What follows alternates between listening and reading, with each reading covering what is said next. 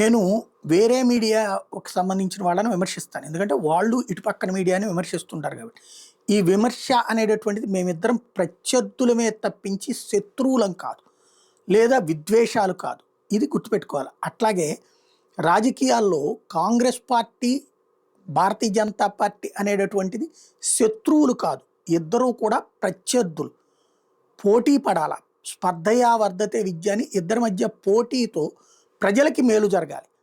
రాహుల్ గాంధీ దానికి పూర్తి భిన్నంగా వ్యవహరించాడు. అధికారంలో ఉన్నప్పుడు అహంకారంతో ప్రవర్తించాడు.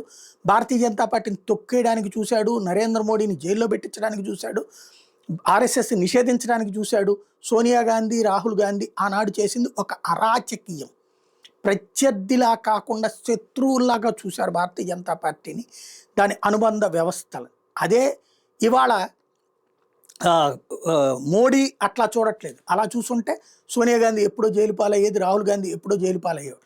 ఇవాళకి కూడా చట్టబద్ధంగా వెళ్ళడానికే చూస్తున్నారు. ఈవెన్ నేషనల్ హెరాల్డ్ లాంటి కేసుల్లో కూడా. అదే సందర్భంలో రాహుల్ గాంధీ మాత్రం నిరంతరం మోడీని ఒక శత్రువుగానే చూస్తూ ఉంటాడు, దుర్భాషలాగానే చూస్తుంటే ప్రియాంక గాంధీ వాద్ర మాత్రం బాధ్యతాయుతమైన పనిచేస్తుంది. నిన్న పార్లమెంట్ సెషన్లో నితిన్ గడ్కరీతో చెప్పింది, నాకు కొంచెం సమయం ఇస్తే మా నియోజకవర్గానికి రోడ్ల గురించి మాట్లాడాలి మీతో అంటే, వెంటనే రామ్మా నేను రెడీ అని నితిన్ గడ్కరీ చాలా హుందాగా చెప్పుకొచ్చారు.